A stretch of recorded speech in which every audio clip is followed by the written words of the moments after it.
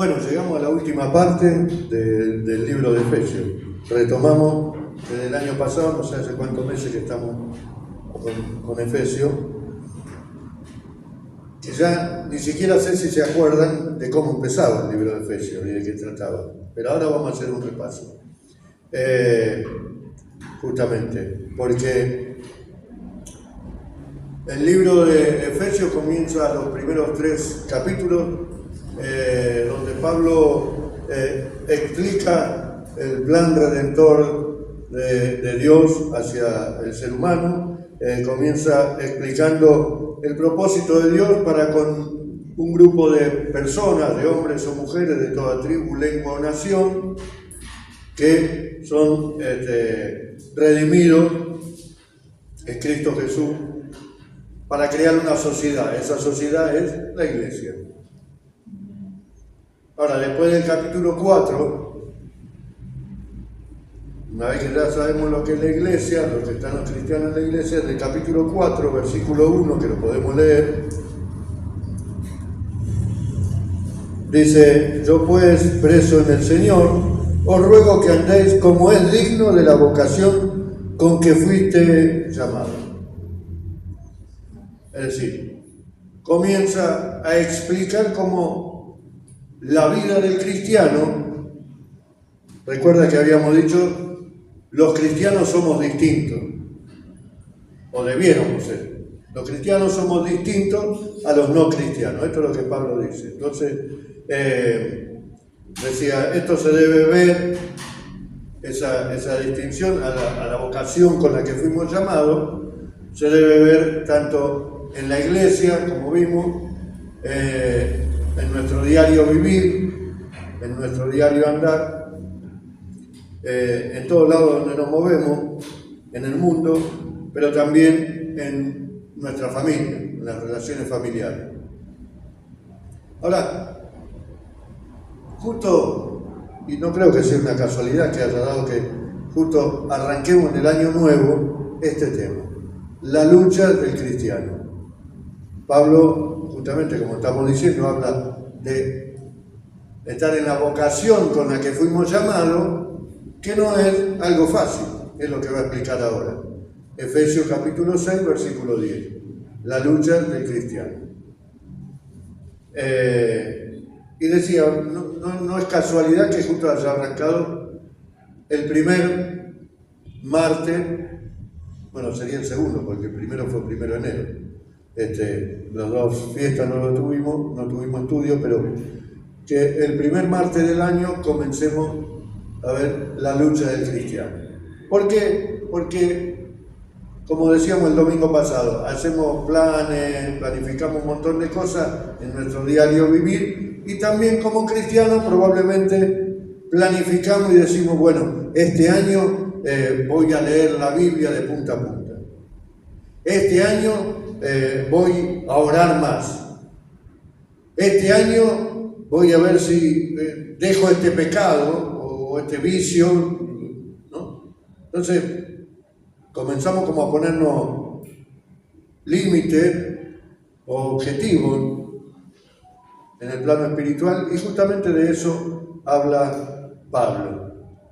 Entonces vamos a leer Efesios capítulo 6, vamos a leer desde el versículo 10 al 20, pero solamente vamos a hablar de 3 versículos, los primeros 3, del 10 al 13. Dice la armadura del cristiano: por lo demás, hermanos míos, fortaleceos en el Señor y en el poder de su fuerza.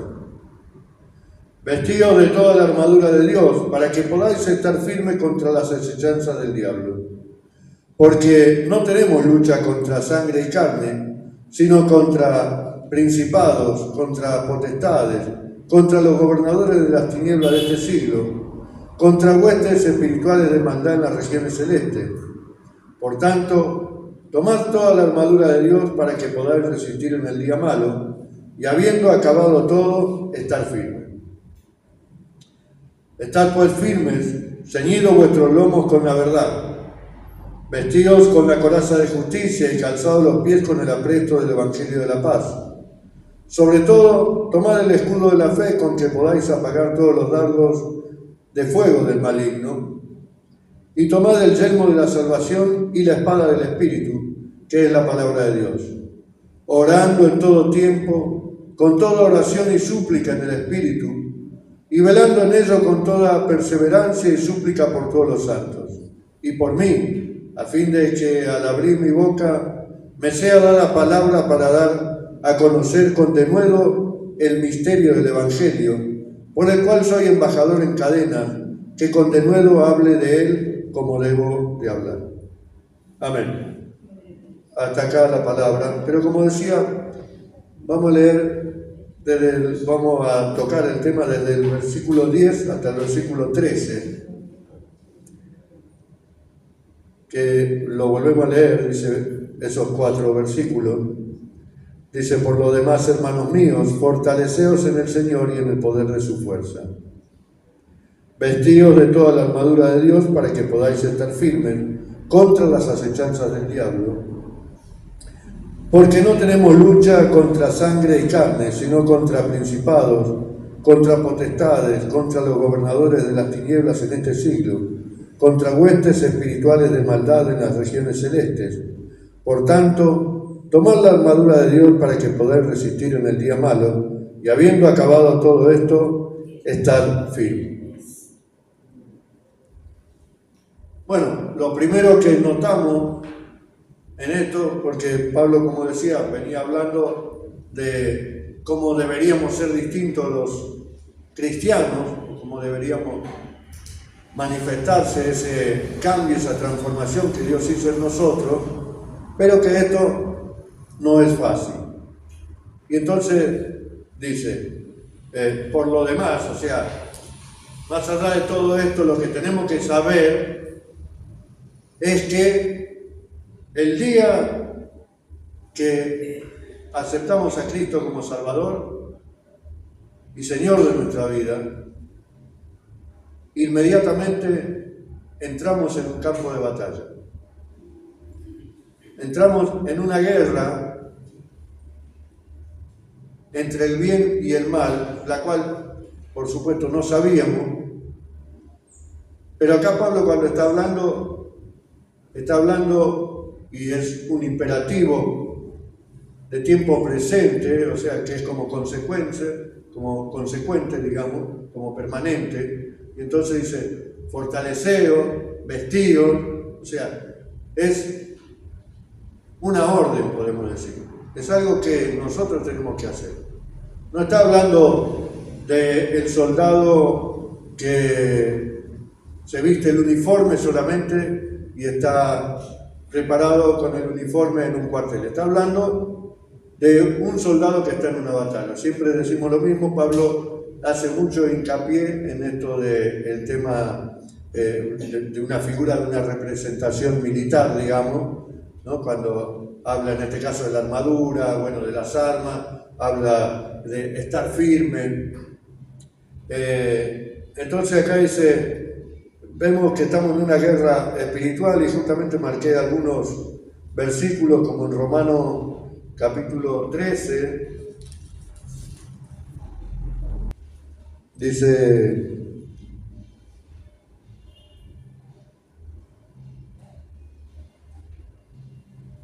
en el versículo 12, dice: la noche está avanzada y se acerca el día. Desechemos pues las obras de la tiniebla y vistamos las armas de la luz. Y en el versículo 14 del mismo Romano dice: sino vestidos del Señor Jesucristo y no proveáis para los deseos de la carne.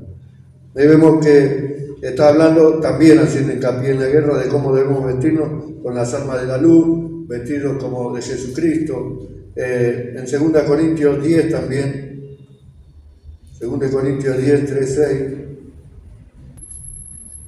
dice: pues aunque andamos en la carne, no militamos según la carne, porque las armas de nuestra milicia no son carnales, sino poderosas en Dios para la destrucción de fortalezas, derribando argumentos y toda altivez que se levanta contra el conocimiento de Dios, y llevando cautivo todo pensamiento a la obediencia a Cristo, y estando prontos para castigar toda desobediencia cuando vuestra obediencia sea perfecta. Vemos acá como Pablo en distintas circunstancias habla y pone ejemplos, digamos, militares o de guerra o de batalla, ¿no? De hecho, él dice a Timoteo, por ejemplo, le dice que sufra las penalidades como buen soldado de Jesucristo. Y él mismo dice, cuando ya está a punto de morir, dice, he peleado la buena batalla. Es decir, que los cristianos estamos en una batalla buena. Hoy vemos las guerras que hay en el mundo, son guerras donde hay derramamiento de sangre, ¿no? Y muchas veces sangre inocente y donde no se llega a ninguna cosa. Acá dice la palabra que estamos en una buena batalla, porque estamos peleando contra toda artimaña del diablo, contra todo artilugio del diablo. Y decía, son todas cosas. Entonces lo primero que tenemos que conocer es que hay un enemigo al que tenemos que enfrentar. Ahora, lo podemos enfrentar con nuestra fuerza, lo podemos enfrentar con nuestra capacidad, con nuestro intelecto, con nuestra preparación. Pablo dice, volviendo a Efesios, fortaleceos en el Señor y en el poder de su fuerza. Entonces uno dice, bueno, entonces todo lo hace Dios y yo no hago nada, porque total, Dios ya venció. O por otro lado, podemos decir, bueno, al final hago todo yo y Dios no hace nada. Pero no hay ni una cosa ni la otra. En realidad, sí, Dios ya venció, Jesús ya venció, pero nosotros tenemos que esperar y poner toda nuestra confianza en Él, pero también tenemos que activar nuestra parte. Por eso nos dice después, vestidos, tomar las armas. No es que nos quedamos quietos a esperar, bueno, que todo lo haga Dios, porque total Él ya venció, entonces yo no hago nada. Tampoco es fortalecerse en el Señor, es como un encantamiento, una palabra mágica o una varita mágica que decimos todos, bueno, en el nombre de Jesús y ya está, listo, lo derrotamos. Hay un pasaje en el Antiguo Testamento donde habían tomado de rehenes a parte del pueblo, a los familiares, digamos, del pueblo de Israel, habían llevado a las mujeres, a los hijos y todo, y el pueblo hablaba de apedrearlo a David, que era el rey. Y entonces él, en ese momento, el versículo dice, y yo estaba angustiado porque hablaban de apedrearme. Y el pueblo estaba angustiado y en tristeza. Pero dice, me fortalecí en Jehová. Ahora, ¿de qué manera podemos fortalecernos en el Señor? Bueno, obviamente poniendo toda nuestra confianza y nuestra seguridad de que si vamos con Él, si obedecemos a Él nos va a dar la victoria seguramente. O Él nos va a guiar para mantenernos fuertes, porque dice que tenemos que mantenernos fuertes ante las acechanzas del diablo, mantenernos firmes. Entonces la manera de mantenernos firmes es tener puesta nuestra confianza en Dios. Estamos en una guerra, decía, tenemos el enemigo, somos nosotros los soldados o el ejército que ataca, pero nosotros tenemos el general que dirige la batalla. Si nosotros no escuchamos al general o al capitán, que es Jesús, y no somos guiados por Él, y dependemos de nosotros mismos, no nos va a ir tan bien, o no nos va a ir muy bien. Pero si nosotros nos fortalecemos en el Señor, y en el poder, dice, y esto es importante, fortalecidos en el Señor y en el poder de Él. porque Él es omnipotente. El diablo no es omnipotente, pero Dios es omnipotente. Amén. Entonces nos fortalecemos en Él, el gran poder de Dios. No podemos pelear en esta guerra con nuestra propia capacidad o recursos. Efesios 1:18. No, espera. Me fui hasta Corintios.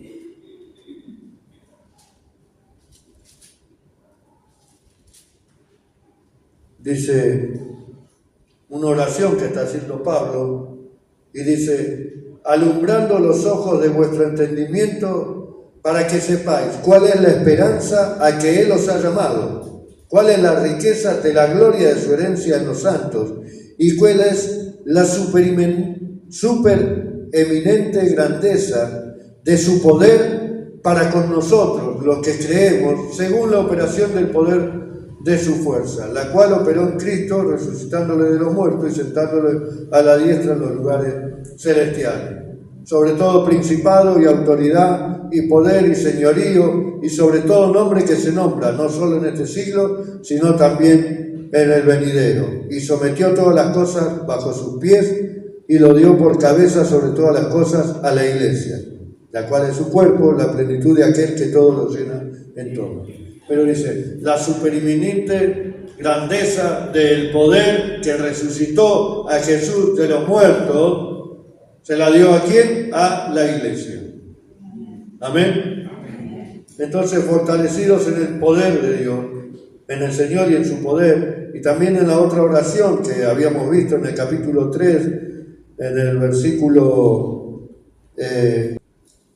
capítulo 3, versículo 14 del mismo Efesios, dice: por esta causa doblo mis rodillas ante el Padre de nuestro Señor Jesucristo, de quien toma nombre toda familia en los cielos y en la tierra, para que os dé, conforme a la riqueza de su gloria, el ser fortalecidos con poder en el hombre interior por su Espíritu, para que habite Cristo por la fe en vuestros corazones, a fin de que arraigados y cimentados en amor, seáis capaces plenamente de comprender.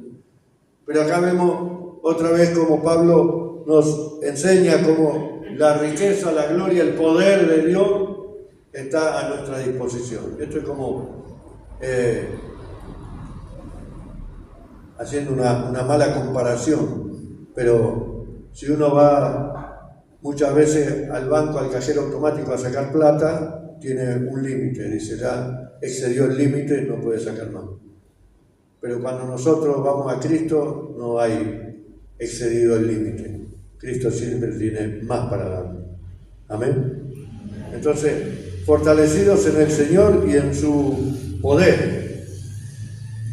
Ahora, este poder está en nosotros y a disposición de nosotros. Por eso Pablo nos enseña de que hay un enemigo, que hay un equipamiento que necesitamos, hay armas que tenemos que usar. Y todos tenemos que saber cómo se usa, para qué sirve, en qué momento lo uso, ¿no? Entonces, no sé, uno no puede matar una mosca con un revólver, obviamente. O le echa con el aerosol o con el matamosca que había antes, ese eléctrico que hay ahora, ¿no? Lo mata y listo. Pero no necesito un revólver para matarlo. Entonces tenemos que saber, si tenemos armas, cómo se usa. A lo que hicimos el servicio militar, yo me acordaba pensando en estas cosas cuando hice el servicio militar. No me tocó por meses ir a la guerra de Malvinas. Nos prepararon y no creo que, yo estaba en un lugar donde no tenía mucha escapatoria. Yo era artillero de puerta, estaba en un helicóptero y yo tenía que con la ametralladora tirar desde la puerta abierta del helicóptero, así que si nos tiraban un tiro y caía el helicóptero, por más que no había paracaídas, no había nada, te moría igual. Nos prepararon, nos enseñaron a usar el fusil. Alguna vez fuimos a disparar con el helicóptero a un lugar para enseñar, pero digamos, no era una guerra.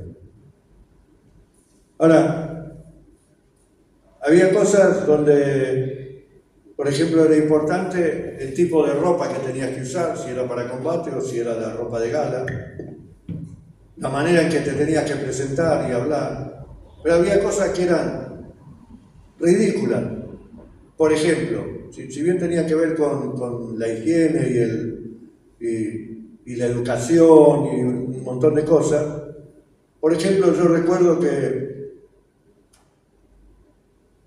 nos teníamos que afeitar todos los días. Fuimos, los primeros 2 meses, tuvimos 2 meses sin salir del cuartel, en el campo, yo hice acá en Campo de Mayo, encerrado en un campo justamente donde no había nada. Vivíamos en carpa, bueno, y nos dieron, el primer día que llegamos nos dieron el jabón, la hojita de afeitar que había en ese momento, y todo. Con la misma hojita de afeitar nos afeitábamos 2 meses seguidos, te tenías que afeitar todos los días.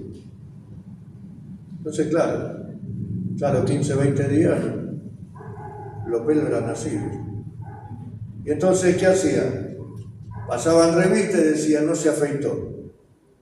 Sí, me afeité. No se afeitó. Y entonces, te pasaba un papel por acá, si sonaba el papelito, te decía que no te afeitaste y te penalizaba. Eran algunas de las cosas que tenía un conflicto, yo tenía un conflicto, digamos, con esta gente. Y después mis compañeros me decían, vos no hablé, callate. Porque terminábamos siempre bailados porque un día me dijo, no se afeitó, sí me afeité. No se afeitó, me pasó el papel. Digo, lo que pasa es que hace un mes tenemos la misma hojita de afeitar. Dice, en una guerra, dice, si no tiene hojita de afeitar, ¿cómo se afeita? ¿Y cuál fue mi respuesta? Que debe ser lo que piensan ustedes. En una guerra, yo no me voy a preocupar por afeitarme. Me voy a preocupar por seguir vivo. Imagínate, son carrera mal, cuerpo a tierra, pero no a mí, a todo. Entonces había cosas que en realidad no era por el tema del afeitado, después me dijo más adelante en el tiempo, sino por la forma en que yo le hablé. O sea, que esto tiene que ver con lo que hablábamos el otro día de someteos a las autoridades, ¿no? Yo no lo hice en el orden que tenía que haberlo hecho, presentándome y respetando la autoridad y todo eso. Pero bueno, entonces Pablo lo que nos enseña es esto. Hay reglas, hay armamento, hay equipamiento, hay ropa, hay cosas que tenemos que saber y estamos en medio de una guerra en la cual tenemos que estar preparados para pelear siempre. ¿Cómo? Fortalecido en el Señor. ¿Cómo nos fortalecemos en el Señor? Y en oración. Más adelante vimos acá en los versículos, ahí me pasé, en el mismo capítulo 6, en el versículo 18 dice orando en todo tiempo. O por ejemplo, en otro pasaje dice orar sin cesar. ¿Por qué? Porque es muy fácil que el enemigo, justamente como enemigo, que está buscando a quien devorar, dice la palabra. Dice, ahora, volviendo al poder de Dios que está a nuestra disposición, pero también tenemos que conocer al enemigo.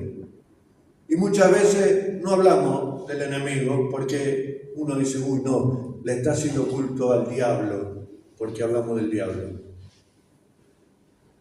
No, acá hablan mucho de Satanás. La Biblia habla. Yo si hablo lo que dice la Biblia. Si la palabra de Dios me enseña que hay un enemigo que se llama diablo, Satanás, serpiente antigua, mentiroso, engañador, bueno, yo tengo que aprender de eso, saber que es un enemigo que tiene poder, limitado, pero tiene poder. Dijimos antes, Dios es omnipotente, el diablo no. Pero el diablo tiene sus seguidores, que son los demonios, para hacer lo que él planea hacer. Que ahora vamos a ver. Ahora, decía, hay creyentes que viven como si el diablo no existiera. No se habla del diablo porque es pecado hablar del diablo, porque acá Cristo, porque... y entonces del diablo no hablamos. Ahora después está el otro creyente que le tiene miedo al diablo por las cosas que hace, por lo que pasa, por lo que dice, y capaz que si escucha esta noche la prédica va a decir, y más miedo le va a dar, pero quédese tranquilo que en Jesús somos más que vencedores. Amén. No tenemos ni que vivir paralizados por el miedo, ni tampoco ignorar que la fuerza del diablo está para hacernos caer, para hacernos tropezar. Tenemos el poder de Dios que es omnipotente, por eso Pablo dice, lo cité el domingo, pero en Filipenses 4:13, todo lo puedo en Cristo que me fortalece. ¿Por qué? Porque si yo me fortalezco en Dios, orando, creyendo, confiado, seguro, y yo estoy en medio de la batalla y por más prueba que venga, yo voy a estar afirmado en Dios y probado para aguantar lo que venga. ¿Sí? Por eso, ahora fortalecido, todo lo puedo en Cristo que me fortalece, pero también dice la palabra que el que esté firme mire que no caiga. Porque también podemos creernos con que todo lo puedo en Cristo que me fortalece, porque Dios ya es vencedor, porque el diablo no existe, porque ya murió, porque el Señor lo mató, qué sé yo. Entonces, yo estoy fortalecido en la fe, a mí no me va a pasar nada, a mí no me va a hacer nada, a mí no me va a atacar. Y cuidado, dice. El que crea estar firme, mire que no caiga. Amén. Entonces, no es nuestra propia fuerza, como dice la palabra, no es con fuerza, sino es con el Espíritu de Dios. Amén. Entonces debemos fortalecernos en Él, confiar en Él, orar, buscar su presencia, su comunión. El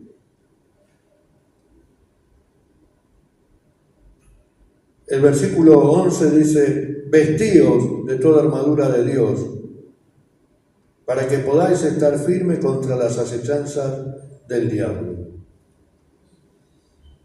Toda la armadura de Dios, como dije antes, ¿verdad? Después vamos a hablar más adelante, la semana que viene vamos a hablar de la armadura, ¿no? Pero dice vestidos de toda armadura, o sea, no es una orden que nos da que tenemos que tomarlo en cuenta. No tenemos que dejarlo pasar, sino que tenemos que vestirnos de toda la armadura, y ahí en toda implica cada una, por eso después Pablo describe cuáles son todas. No es alguna, es todas. ¿Sí? Porque, volviendo a mi experiencia militar, nosotros cuando nos tocaba guardia estábamos estaba en el aeropuerto del Campo de Mayo. O sea, estaba el cuartel y como 5 kilómetros para adentro estaba el aeropuerto. Entonces, era muy difícil, salvo que vengan con un avión o ahora con drones a atacar, era muy difícil que los que hacíamos guardia ahí venga el enemigo y nos ataque.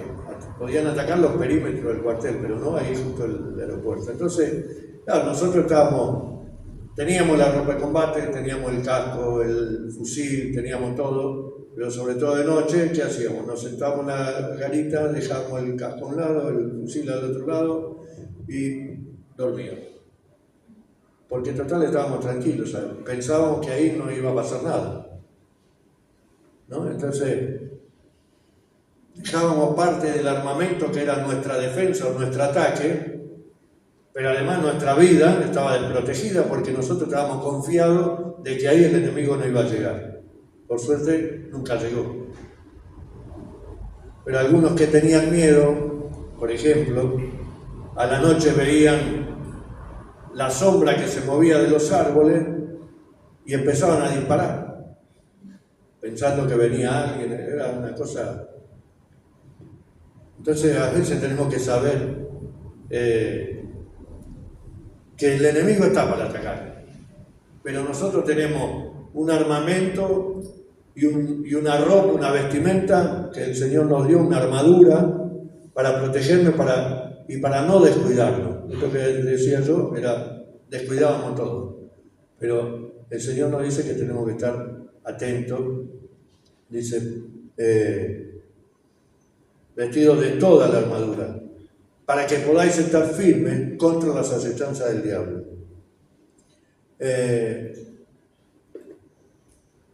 Bueno, esto en realidad los enemigos que enfrentamos, ¿quiénes son? Pablo, bueno, obviamente habla de un enemigo que se opone y odia a los cristianos. Por eso dice las acechanzas del diablo. Esta palabra acechanza viene del griego, que es metodías, que para nosotros sería metódico. Entonces, el diablo tiene un plan específico y metódico porque odia a Dios y odia a todos aquellos que somos hijos de Dios o que amamos a Dios, o todo lo que tenga que ver con Dios. Entonces, tiene planes específicos para tratar de desbaratar todo eso. Por eso dice, estar firme contra las acechanzas del diablo, porque el diablo va a venir. Bueno, a los no creyentes, a los incrédulos, ¿de qué manera los tiene? Bueno, ellos dicen, no, yo no creo en Dios, yo no creo en la salvación, yo no creo en la vida eterna. Bueno, son estrategias del diablo que le está poniendo, que le hace creer que de esa manera es libre en su manera de vivir y de pensar, y entonces está rechazando el plan de salvación de Cristo. Ahora, en el creyente, porque dice que el diablo anda como león rugiente, buscando a quien devorar, ¿no? Entonces, en el creyente, al incrédulo ya lo tiene y lo convence para seguir estando incrédulo, para seguir estando alejado de todo lo que tenga que ver con Dios. Pero al creyente planifica de qué manera alejarlo de Dios. Y bueno, hay muchas cosas. Por ejemplo, espere que me anoté.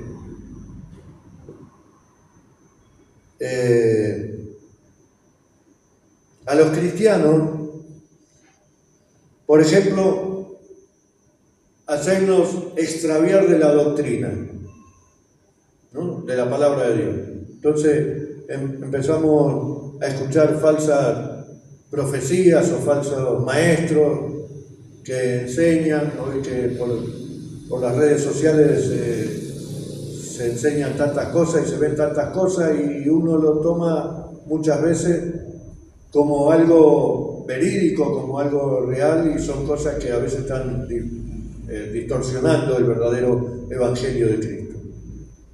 Pero también para que hagamos tropezar a otros, como hermanos,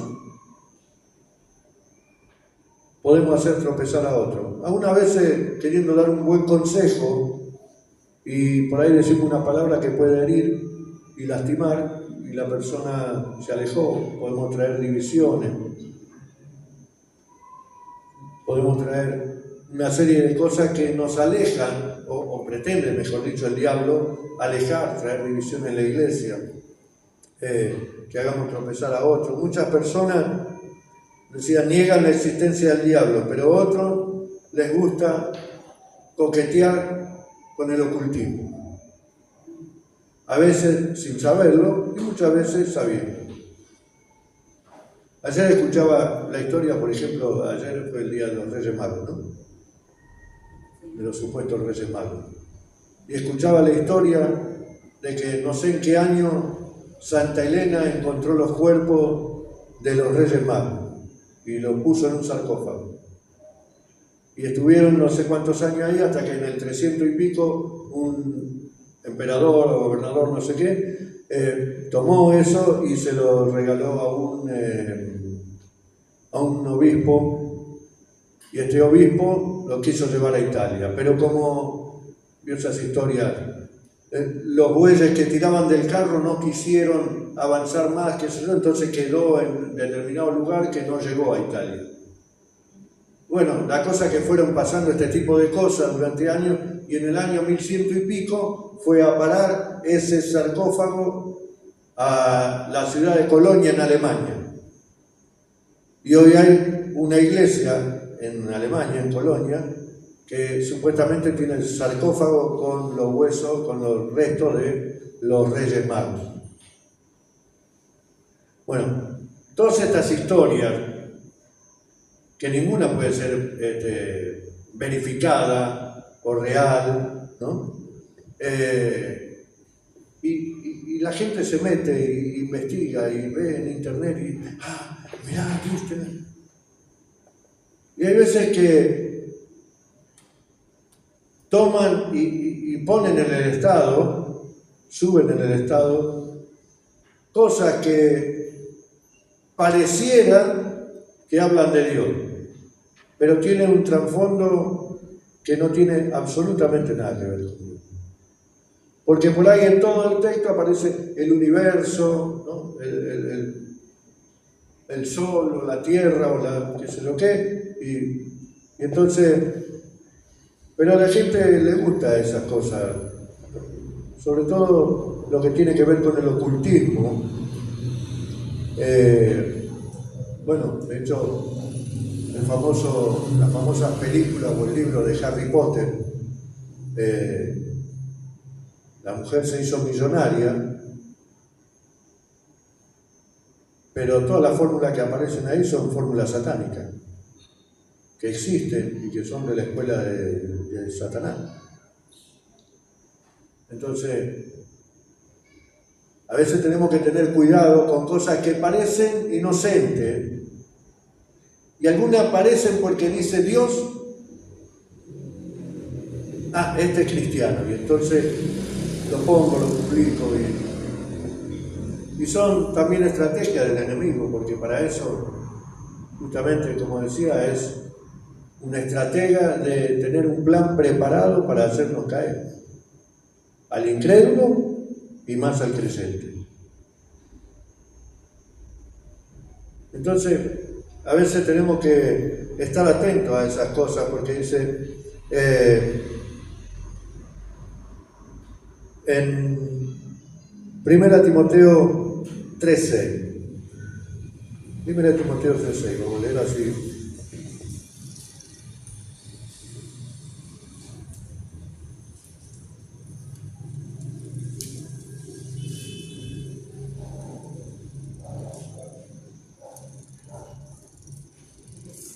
En los requisitos del obispo, Pablo está dando los requisitos para un obispo, ¿no? O para un pastor, dice, no un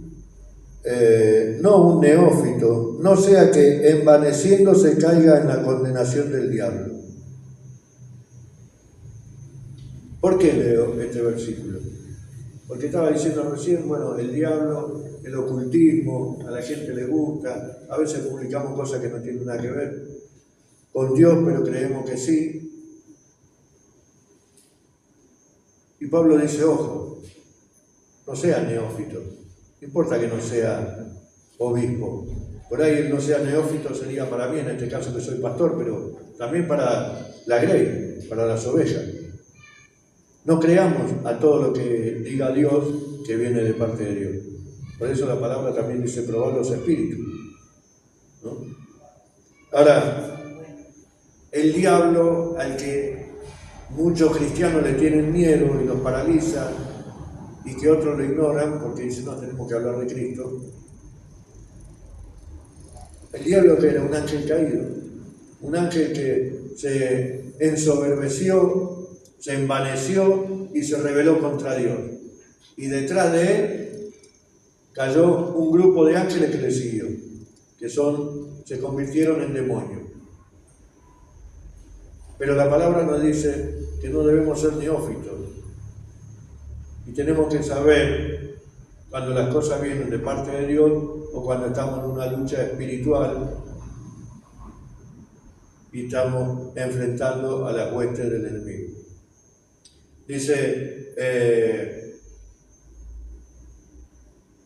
decía antes, el diablo no es omnipotente, pero tiene este grupo de demonios que están bajo sus órdenes y hacen lo que él les manda hacer. Ahora, un ángel de Dios, ¿cuánto poder tiene? ¿Se acuerdan? Estaba el pueblo de Israel por ser atacado con un ejército asirio y dice, en una noche vino un ángel y mató 180.000, un solo ángel. Uno solo. Eso es el poder de Dios omnipotente. Y ese poder está a favor nuestro. Amén. Si nos fortalecemos en el poder de Dios. Dice el versículo 12, porque no tenemos lucha contra sangre y carne, sino contra principados, contra potestades, contra los gobernadores de las tinieblas de este siglo, contra huestes espirituales de maldad en las regiones celestes. Acá Pablo da como un escalafón de lo que son las huestes celestiales, donde hay distintos rangos. Pero hay una aclaración que dice, nosotros no tenemos lucha contra carne y sangre, ¿no? Entonces, y esto es lo interesante y lo que deberíamos muchas veces entender, y que a veces no entendemos y nos enredamos en unos problemas, en unas discusiones, en una pelea, que al final no era ni tu suegra, ni tu esposa, ni tu esposo, ni tu hijo, no era tu compañero de trabajo, no era tu jefe, no era el hermano de la iglesia, no era el pastor. Es el plan del diablo por querer desestabilizarte y por querer robarte el gozo. Y entonces empieza a poner personas de carne y hueso, o de carne y sangre, como dice acá, que por ahí te van a enfrentar o te van a traer cosas que te va a hacer poner nervioso, te va a hacer pelear, te va a hacer enojar, te va a hacer sentir culpable, te va a hacer... Porque, ¿cuál es la estrategia del diablo? Odia ver el gozo de Dios en el cristiano. Dije, odia todas las cosas de Dios, por lo tanto, odia todo lo que sea gozo en el Señor. Y entonces, cuando dice, viene a robar, matar y destruir, ¿qué viene a robarte el gozo, a matar la fe y a destruir tu vida de salvación? ¿Sí? Entonces, tenemos que estar atentos, porque es interesante, porque la Biblia, si Dios nos dejó la Biblia, siempre digo lo mismo, los profetas no tenían la Biblia. Los discípulos no tenían el Nuevo Testamento, lo vivieron ellos y escribieron lo que vivieron y lo que pasó. Ahora, muchas veces tenemos la Biblia y no le damos importancia. Por eso digo, a veces pensamos, no, porque el diablo, no, porque los demonios no existen, no, porque... por más que no quiera, existe. Y aunque parezca que estoy hablando de la prehistoria, hay una guerra espiritual que no vemos, está lleno de demonios alrededor nuestro que están tratando de desestabilizarnos como cristianos. Entonces Pablo nos dice, no tenemos lucha contra carne y sangre. O sea, no tengo un enemigo en particular. Ese que me está haciendo la guerra está siendo usado, Satanás usa personas para desestabilizarnos nosotros, a los cristianos, para robarnos el gozo, para hacernos caer en la fe. Por tanto, dice el versículo 13, tomad toda la armadura de Dios para que podáis resistir en el día malo, o habiendo acabado todo, estar firme.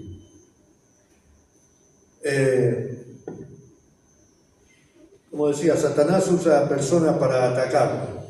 Nosotros estamos en una batalla entre las tinieblas y la luz.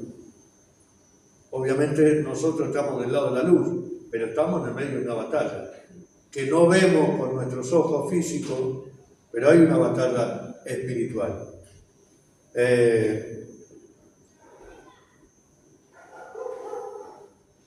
Ellos nos ponen resistencia cuando dicen no andéis conforme, nuestra lucha no es contra sangre y carne, y decía, y los demonios que usan a personas para desestabilizarnos. Lo que quiere el diablo es que no andemos conforme a la vocación con que fuimos llamados, que es lo que leímos anteriormente en el capítulo 1. El arma favorita de del diablo, es buscar satisfacción. Vemos que al mundo le promete todo, cosa linda, cosa buena, todo felicidad, todo lo que no tenga que ver con Dios. Y el cristiano también muchas veces busca la felicidad fuera de Dios. Ahora, tenemos que entender que el diablo vino a tentar a Jesús, o Jesús fue tentado en el desierto por el diablo. ¿Y con qué lo tentó? Con cosas como el hambre, con la comida, con justamente el ser guardado, cuidado de que no le pase nada, la salud, ¿no? Y son cosas que a veces nosotros también buscamos la felicidad en otras cosas que no tienen que ver con Dios. Y entonces dice, pero tenés que estar firme para el día malo, para que poder resistir en el día malo. ¿Y cuál es el día malo? Y bueno, hay días donde parece que todo sale mal y parece que explotamos, ¿no?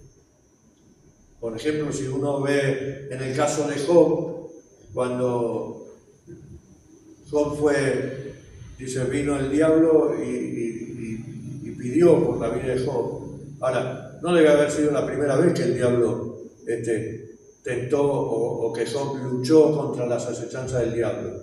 Pero ese fue el día malo donde por algún motivo Dios permitió que Satanás le sacara todo. O sea, fue el día malo. Y sin embargo, él no negó a Dios. Nunca sabemos cuándo será el día malo. Porque por ahí venimos por día que venimos con problemas, con dificultades, pero el día malo, ¿cuándo sabemos qué va a ser? No lo sabemos. Pero nosotros tenemos que estar fortalecidos en el Señor. Y en el poder del Señor. No en mi poder, no en mi capacidad, no en mi mente, sino en el poder del Señor. Y estar firme para que cuando venga el día malo, y bueno, que nos encuentre firme, afirmado. Este es el final, digamos, del mensaje, para que no sea que parece terrorífico. Uy, entonces el diablo va a estar toda la vida. Sí, va a estar toda la vida, pero Dios va a estar también en la vida eterna con nosotros, que es más importante. Y va a estar siempre rodeándonos y guardándonos si nosotros permanecemos fieles, si permanecemos confiados, si oramos, si nos entregamos cada día delante de Él en oración, ponemos nuestro día al comienzo del día, lo primero que hacemos es abrir nuestros ojos y Señor, te doy gracias, me encomiendo en tus manos, entrego este día en tus manos, fortaleceme en la fe para que pueda estar firme. Ayúdame a abrir los ojos para ver cuando el diablo va a querer venir o alguno de sus demonios a tentarme, a hacerme caer, para que pueda estar firme. Amén. Dios te bendiga. Tomad toda la armadura de Dios. Fortaleceros en el Señor.